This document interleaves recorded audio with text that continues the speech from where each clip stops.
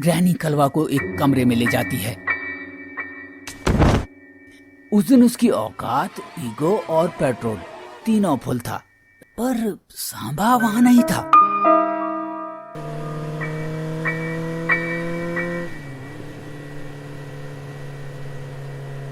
ये कहानी है तीन दोस्तों की, गब्बर, कलवा और सांभा की। क्या हुआ जब ये तीनों दोस्त ग्रैनी के घर में फंस गए? हुआ यूं कि एक दिन सांभा ने नई मोटर बाइक ली, चमकती हुई, खतरनाक साउंड वाली। उस दिन उसकी औकात, ईगो और पेट्रोल तीनों फुल था। रात के लगभग 9 बज रहे थे। सांभा ने अपनी मोटर बाइक का हॉर्न बजा के बोला, ओए सरदार, चल रे, नई बाइक का जलवा देख। ओए सांभा, ये बाइक ली है या चुड़ैल बुलाने की मशीन? सही है भाई, इसका इंजन स्टार्ट होता है तो हमारी रूह कांप जाती है। तुम दोनों आगे जाओ, मैं फुल स्पीड से तुम्हारे आगे निकल जाऊंगा, फिर तुम्हें तुम्हारी औकात पता चल जाएगी। गब्बर और कलवा आगे निकल गए।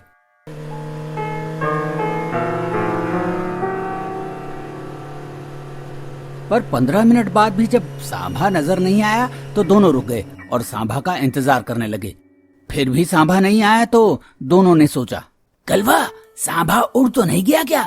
उड़ गया या लापता हो गया, देखना पड़ेगा।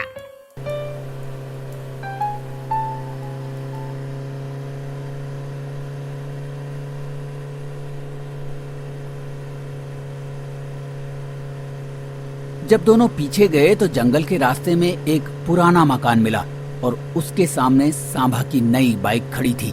टायर की हवा निकली हुई थी और पेट्रोल की स्मेल आ रही थी, पर सांभा वहां नहीं था। उन्होंने जब वो भूतिया घर देखा तो उन्हें पता चलने में देर नहीं लगी कि ये घर ग्रैनी का है और सांभा के गायब होने में ग्रैनी का ही हाथ है। दोनों घबरा गए। उन्हें अंदर सांभा को बचाने जाना था, लेकिन डर लग रहा था। पर उन्होंने अंदर जाने का फैसला किया क्योंकि सांभा उनका दोस्त था और सांभा को बाइक लेने के लिए उन दोनों ने पैसे उधार दिए थे और वो पैसे अभी तक वापस नहीं आए थे। इसलिए गब्बर और कलवा ने अंदर जाने का पक्का फैसला कर लिया। चलो अब अंदर। अब गब्बर और कलवा दरवाजा खोल के घर के अंदर चले जाते हैं। जब वो अंदर पहुंचते हैं तो घर देखकर वो डर जाते हैं। ग्रैनी का घर बहुत डरावना था।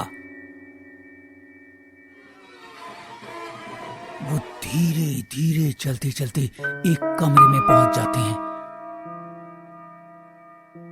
वहां गलती से कलवा का हाथ टेबल पर रखी एक लकड़ी पर पड़ जाता है और लकड़ी नीचे गिर जाती है। तभी उस लकड़ी के गिरने की आवाज सुनते ही किसी के पैरों की आवाज सुनाई देने लगती है।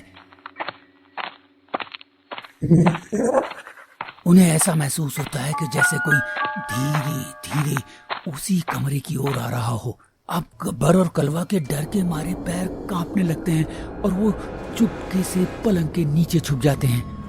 I see you. कलवा, ये कौन हमारे कमरे की ओर आ रहा है?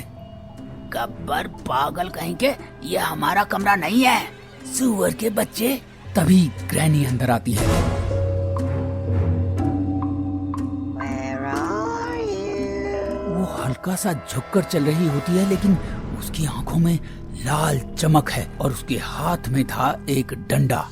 ग्रैनी के अंदर आते ही ऐसा लगने लगा मानो हवा रुक सी गई हो और टाइम थोड़ा स्लो हो गया हो। गब्बर और कलवा दोनों पलंग के नीचे छुपे हुए थे और ग्रैनी को लगातार देख रहे थे। कुछ देर बाद ग्रैनी वहां से चली गई। बाप रे, क्या काला जादू था कलवा, ये पक्का तेरी माँ होगी। गब्बर पागल कहीं के, बकवास बंद कर और चल दूसरे कमरे में जाकर सांभा को ढूंढते हैं। गब्बर और कलवा दूसरे कमरे में सांभा को ढूंढने जाते हैं। वो धीरे धीरे दूसरे कमरे में जाते हैं। जब वो अंदर जाते हैं तो गब्बर का हाथ दीवार पर लगी एक फोटो पर लग जाता है और वो फोटो नीचे गिर जाती है। कलवा और गब्बर देखते हैं कि वो रूम बिल्कुल खाली था और उसमें छुपने की कोई जगह नहीं थी। अभी वो कुछ सोच ही रहे होते हैं कि तभी वहां ग्रैनी आ धमकती है। वो इन दोनों को देखकर क्रूरता से हंसती है।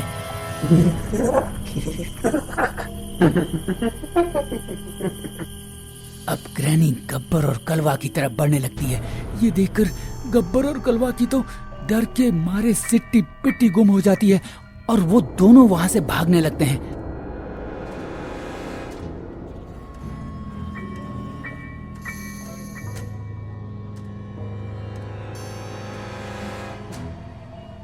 गब्बर और कलवा दोनों अलग अलग दिशाओं में भागते हैं। ये दोनों बिना पीछे देखे लगातार भाग रहे थे।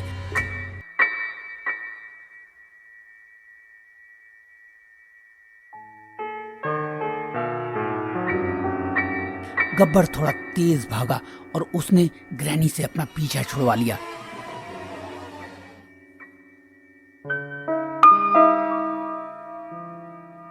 लेकिन कलवा भागते भागते थोड़ा सा रुका और उसने देखा कि उसके पीछे एक साया था। ये साया कोई और नहीं बल्कि ग्रैनी का ही साया था।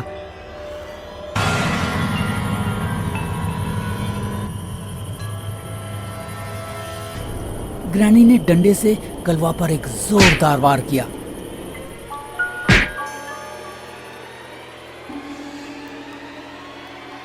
ग्रैनी अब उसे घसीट के वहां से ले जा रही थी।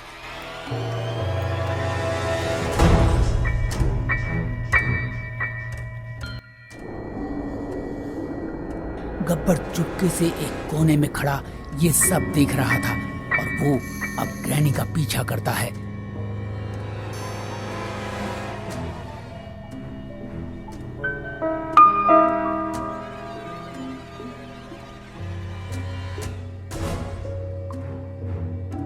ग्रैनी कलवा को एक कमरे में ले जाती है। इस कमरे के दूसरे कोने पर बैठा था सांभा, जिसके मुंह पर टेप लगी थी और उसकी आंखों में डर साफ झलक रहा था। और अब ये दोनों एक ही रूम में ग्रैनी के मेहमान बन गए थे। गब्बर ये सब देखता है और कमरे से थोड़ी दूर चला जाता है।